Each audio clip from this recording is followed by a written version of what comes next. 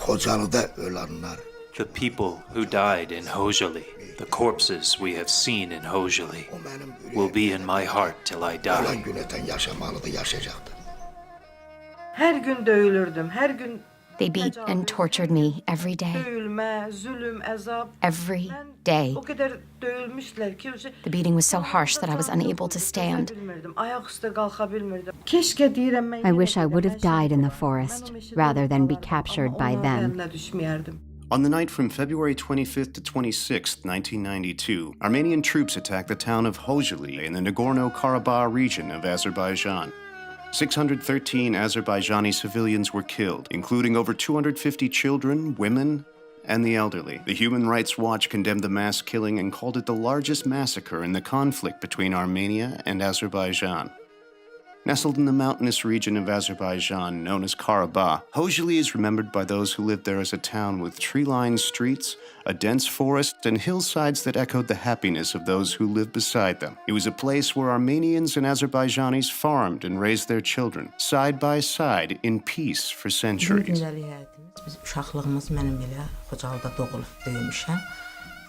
was born and raised in Khojaly. Khojaly was a very beautiful place. Our daily life was very good. Conditions were good. Cattle raising, vine growing, and tillage were the main agricultural activities in Khojaly. We used to farm in our yard. I was married in 1980 and had 3 children. We had everything we needed, and we were very satisfied with our lives. Çox gözəl şəraitimiz, çox gözəl yaşayışımız var idi. Yes, we lived together with Armenians. We were friendly with them. We were trading with each other in Khankendi. We were visiting each other's houses. We never had such problems before. The normalcy of life experienced by residents of Khojaly would be turned upside down following the collapse of the Soviet Union, to which both Armenia and Azerbaijan belonged. At the end of 1991 and the beginning of 1992, as Azerbaijan was coming out of the Soviet fog and not yet politically and economically stable, Armenia advantageously moved forward with its long-standing plans of invading and annexing Azerbaijan. Armenia mounted a systematic offensive to drive out the Azerbaijani residents of Nagorno-Karabakh and illegally claim the land as their own. Quickly, the conflict turned into a full-blown war. Armenia, with Russian military assistance, invaded Azerbaijan and seized 20% of Azerbaijan's internationally recognized territory. The invasion was followed by brutal ethnic cleansing, resulting in the expulsion of over 800,000 Azerbaijanis from their homes. The ordeal began in November of 1991 when the roads in and out of Khojaly were closed. Demek 91-ci ildə 91-ci ilin noyabr ayının On November 1st, 1991, the road from Khojaly to Askeron was completely closed.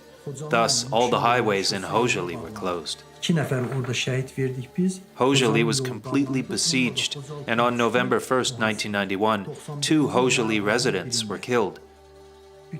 Since all roads were closed, transportation from and to Khojaly was impossible. Bir həftə yadımdadır ki, ona görə işıqlar söndü, qaz kəsildi. Pekarnımız var idi, Khojalının pekarnısı var idi. İşıq gəlmirdi, qaz yox idi. Onu xamırı teyləyirdilər, qarışdırırdılar, evlərə xamır paylayırdılar. Həmən günü, o 25-nin günü bugünkü kimi gözümün qabağındadır. Pekarnında xamırı yoğurdular. Hər evə biraz xam.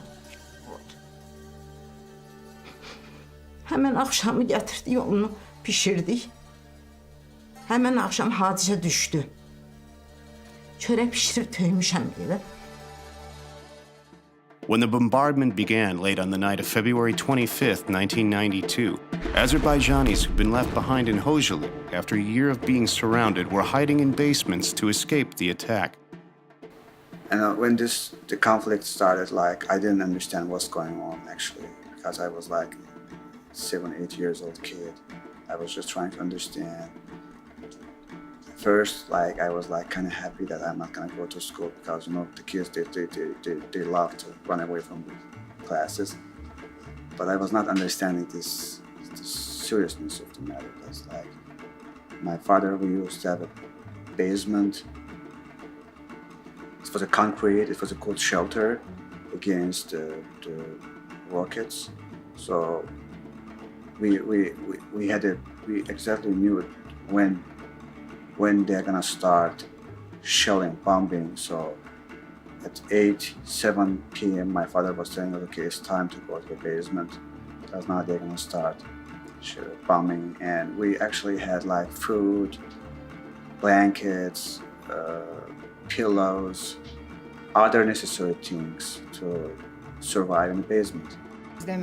In short, we fled and found a shelter in a basement again. Then we saw that they had already entered the town. The Armenians burned the town haystacks and were approaching by putting fire on houses one by one. Those who managed to survive the night made the fateful decision to leave around 3 a.m., when in a hurried panic, the residents of Khojaly began fleeing in small groups without proper clothing, some with only what they'd been wearing at night. They escaped into the dark and cold February night. Mən deyərəm ki, bizlə gələn o 500 We were nəfər 500 adam people vardı in the bizim group. dəstədə.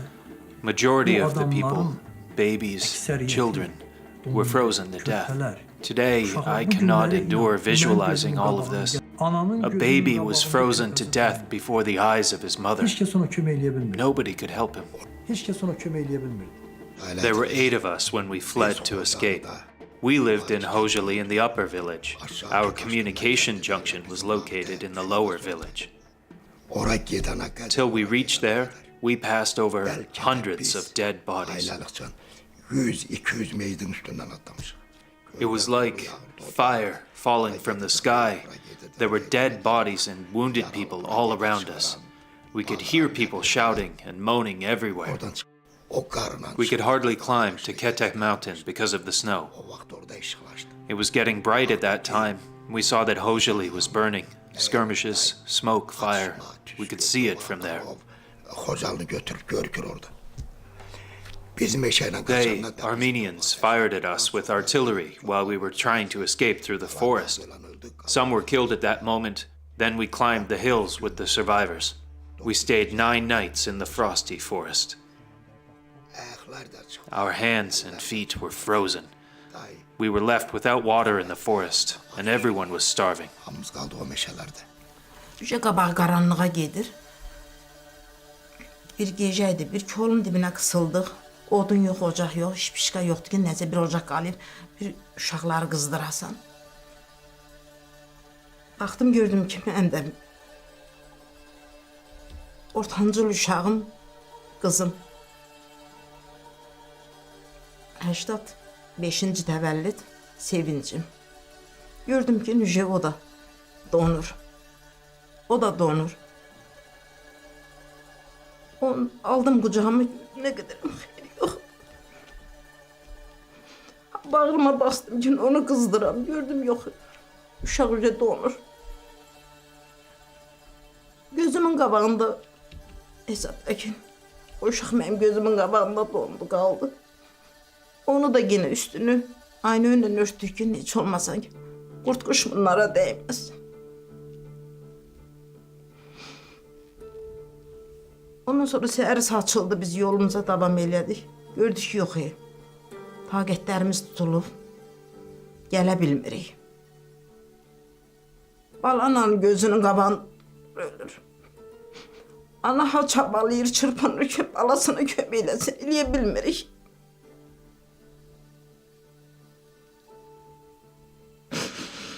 Gözümün qabağı 10 gün biz meşədə qaldıq. 10 gün. Aç, sus, çılpaq. Bacım balaları, 2 də mənimki, yenə də. Balaca son 5'im, bir də böyüyüm. O dediyim 81-ci təvəllüd böyük oğlum. Bir də 86-cı təvəllüd balaca oğlum. Onlar həmən günü hesab ilə dondular. İndi bugünkü gündə sən 3 övlad itirəsən. Onların bir nişanələri yox. Bir ziyarətləri yox. Fevralın il dönümləri gələndə mən. Gedib o da abidələrlə təsəllim alırım. Sizin gibi de bak böyle çekmişler gelende bak tesellim ondan alırım ben kadar. While trying to flee, many Azerbaijani civilians were ambushed and killed in open fields by Armenian troops. Among the killed were 63 children, 106 women, and 70 elderly. Armenians came and took us hostages. We were afraid to respond. They were beating us. They were pulling from our hair and hitting our head to the wall. They threw me against the wall, and because of the impact, my teeth were broken, my ear bled, and my eyes became dark, so I could not see. I was not able to speak. I was in a very bad condition at that time. My 3-day-old baby died there. Ancaq bir gün məni o qədər vurdular ki, o qədər döydülər ki, özümdən getmişəm. Bir vaxt ay gözlərimi açdım. Baxdım ki, gözüm açılmırdı. Əlimin suyunu vurdum, gözlərimi açdım. Mən gözlərimi açdım, xeyli çox çətinliklə və gözlərimi açdım ki, hər yer qaranlıqdır, hər yer zülmətli idi. Onda hiss elədim ki, mən bayırdayam, həyətdəyəm. Bədənim o qədər döyülüb ki, həm də soyuqdan bədənim keyləşib, hiss eləmirəm, heç nə hiss eləmirəm. Əlimi yanağıma vururam, hiss eləmirəm, gözümə, saçıma vururam, hiss eləmirəm, heç nə bilmirəm. Qışqırdım ki, kimsə var burada dedim. Bir qoca erməni gəldi, o Azərbaycan dilində onlar danışırdılar. O mənə dedi, hələ sən ölməmisən dedi. O mənim saçım var idi, uzun saçım var idi. O tutdu saçımdan məni, haradasa 12-13 metr sürüdü, apardı. Mən bir zaman ayıldım ki, mənim paltarım yoxdur. Tam lüt vəziyyətindəyəm. The violence committed against the people and town of Khojaly was no accident, nor was it an exchange of fire between two groups of armed combatants on a battlefield. Mass murder and excessive force were employed as tools of intimidation and demoralization against the Azerbaijani civilian population of Karabakh. The current president of Armenia, Serge Sargsyan, was the military commander of the Armenian forces in Nagorno-Karabakh throughout 1992, the time and place of the Khojaly massacre. While serving as Armenia's defense minister in 2001, Sargsyan was infamously quoted by Thomas de Waal, a British author and journalist who is one of the most preeminent experts of the Nagorno-Karabakh conflict, as saying, "Before Khojaly, the Azerbaijanis thought that they were joking with us. They thought that the Armenians were people who could not raise their hand against the civilian population. We need to put a stop to all that, and that's what happened." President Sargsyan indicated that the depths of brutality against civilians were purposeful and meant to engender deep and lasting fear in the people of Azerbaijan, of proving the deadly serious goal of defeating Azerbaijan. By 1994, Armenian troops, supported by the Russian army, had managed to carve out Nagorno-Karabakh itself, plus a number of provinces of Azerbaijan that surrounded Karabakh, and ripped it away from Azerbaijan. On that day, I accidentally chose that route. I was flying by the hillside because, in that case, the helicopter is less visible and those areas are usually less populated. On the left side of the hillside, on the route to Azghdan, we saw very strange things. A lot of colorful things on the ground. I think that there were at least 300 to 500 corpses of people, because that path of death was too long. I still see that picture. The path was at least 300 to 700 meters, or maybe 1 kilometer, not less.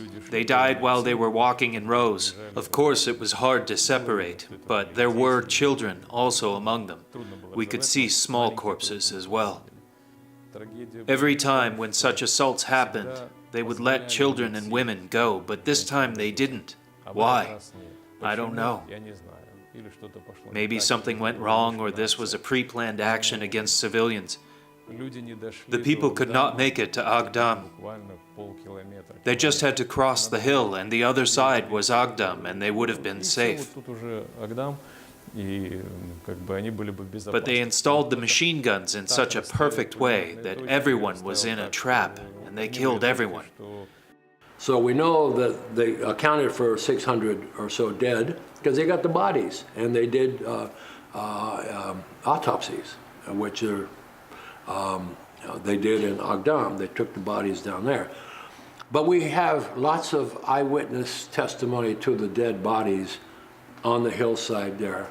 That by the time that Westerners got there the following day, the bodies were frozen.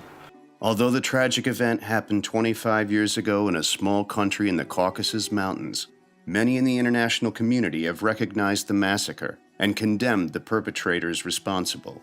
So when I learned about it, it's one thing, terrible atrocities are committed in the course of war.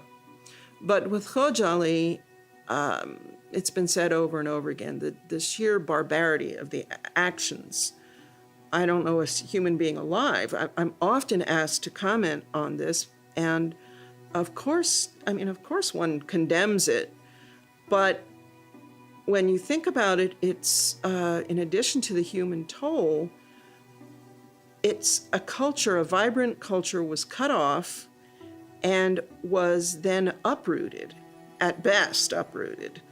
The European Court of Human Rights also confirmed the facts about the tragedy. In its ruling of April 22, 2010, the court said, "It appears that the reports available from independent sources indicate that at the time of the capture of Khojaly, on the night of 25 to 26 February 1992, hundreds of civilians of Azerbaijani ethnic origin were reportedly killed, wounded, or taken hostage during their attempt to flee the captured town by Armenian fighters attacking the town, who were reportedly assisted by the 366th Motorized Rifle Regiment." Ryan Zinke, a representative from Montana, was the first U.S. congressman to speak on the Khojaly massacre on the floor of Congress. Mr. Speaker, I rise to remember the 23rd anniversary of the Khojaly tragedy, which took place on February 25th and 26th of 1992. On this evening, 23 years ago, it was the site of a cowardly massacre of 613 unarmed Azerbaijan citizens, which included 106 women, 63 children, and 70 elderly. Despite the attempts to minimize this tragedy, I stand in memory with the Azerbaijan caucus to remember the loss.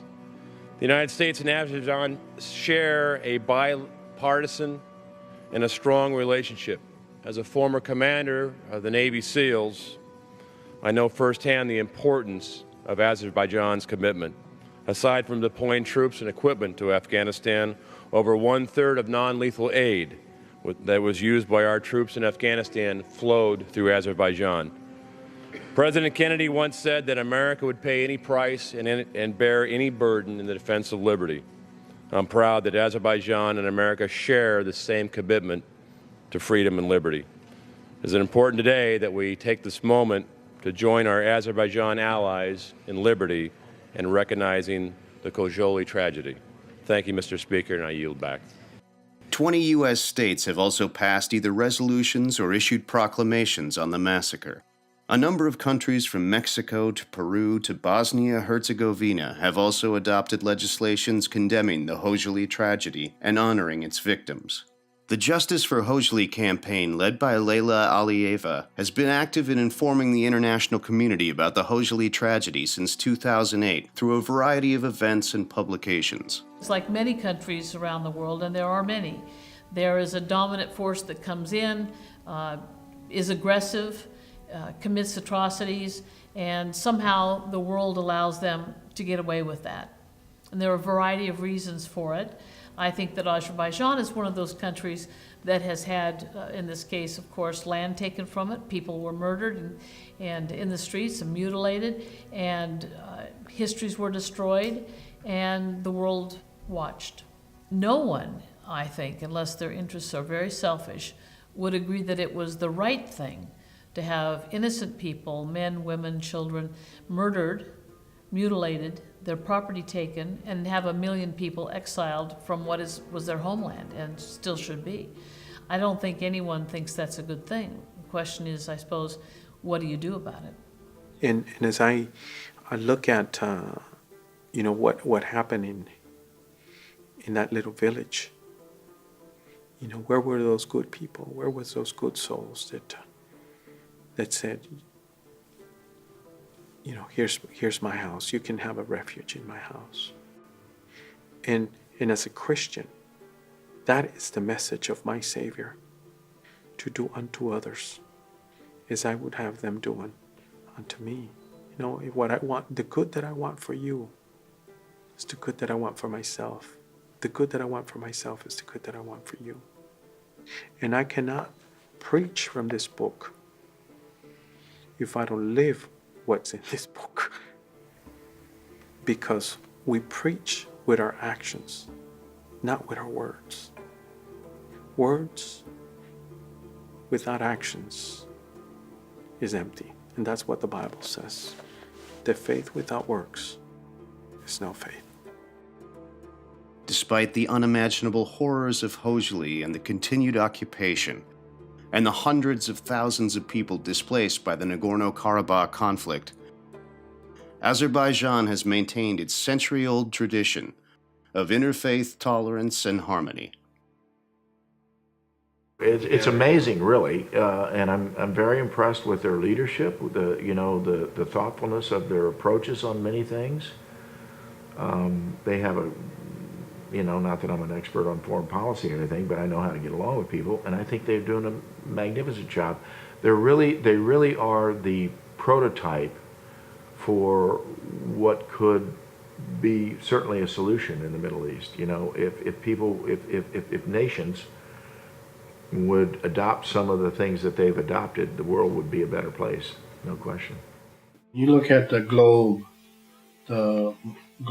and look at the countries that are predominantly Muslim countries and its leadership, you got to ask yourself one important question: how are the minorities treated? Are they safe? The minorities of any country is the consciousness of the nation.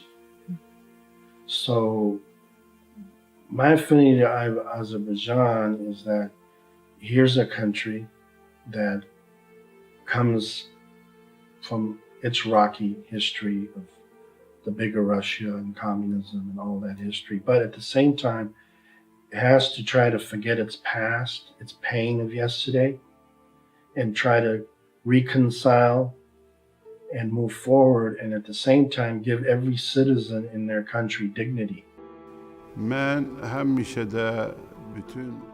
I have been in many countries.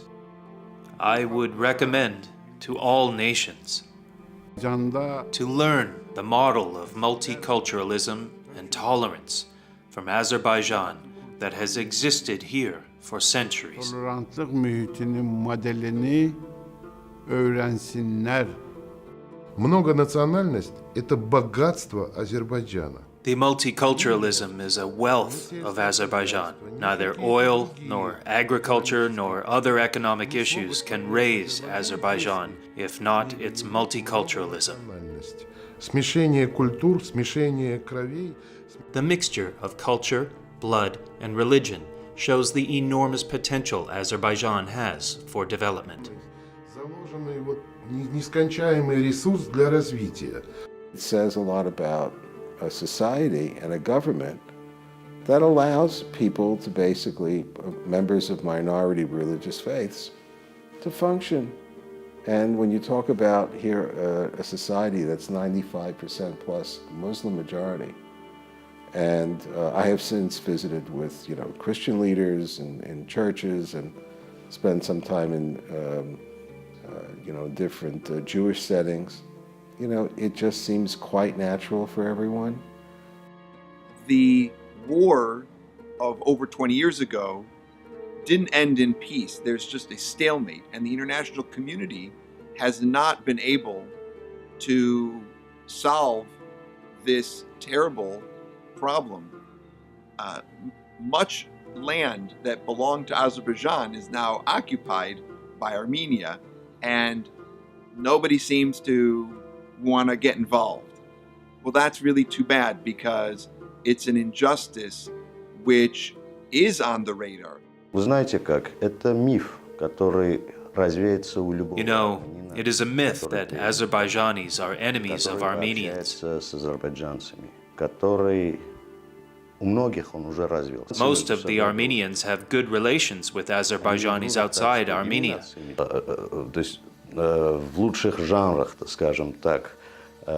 Because we had no real reason to quarrel with each other. The real story is being hidden in Armenia. What is being told is that this conflict is about liberation of Nagorno-Karabakh. И армяне со всего мира бросились спасать, и это освобожденные территории.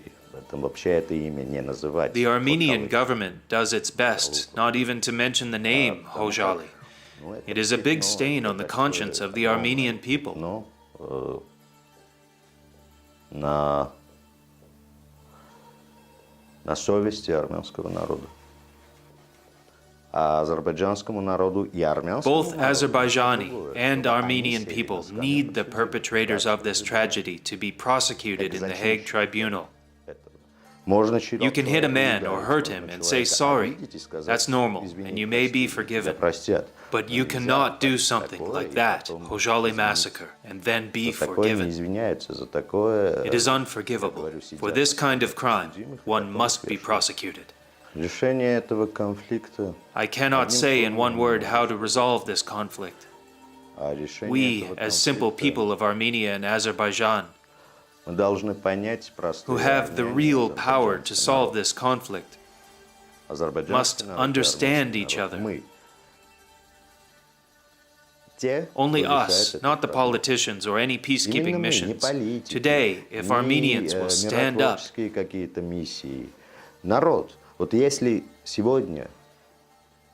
and state that we don't want Nagorno-Karabakh,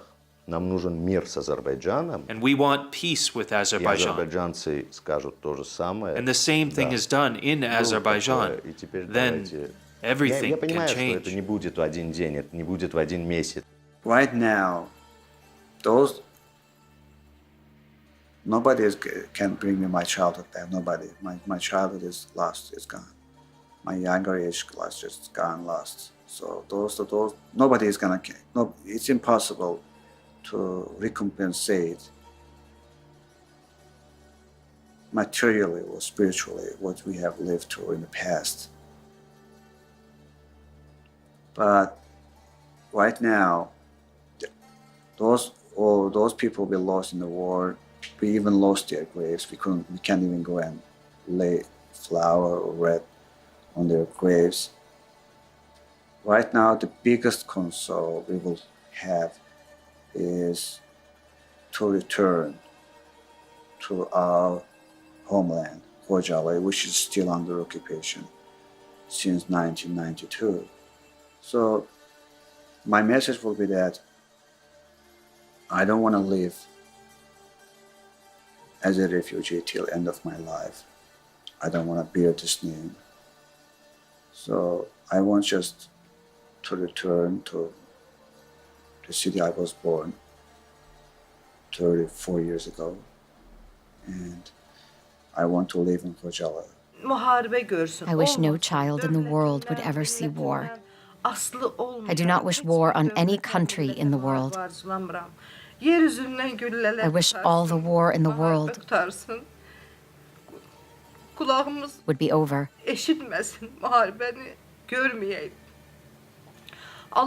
May God have mercy on all the children in the world. May war never happen again. This is my wish for all nations and all countries, and also for my people. My father, my grandfather, my other relatives' graves are all there. I miss and yearn for my land. I want to go back and smell my father's grave. I have been yearning and suffering for 23 years. I want to see the place I was born and raised. Son sözüm budur ki sülh olsun. Her bir yerde emnamanlık olsun. Muharebe olmasın. Anaların gözü yaşarmasın. Anaların kucaklarına oğul meydi. Oğul şehit gelmesin. Şehidimiz olmasın. Ben 23 ildir həqiqətən həsrətlə yaşayıram. İtirdik. Çox itirdik. Çox əzab gördük. Eybi yox, müharibədir. Müharibədə hər şey olur. Şəhid də olur, yaralı da olur, əlil də olur. Amma bu gündən sonra olmasın da gördük. Da danışa bilmirəm.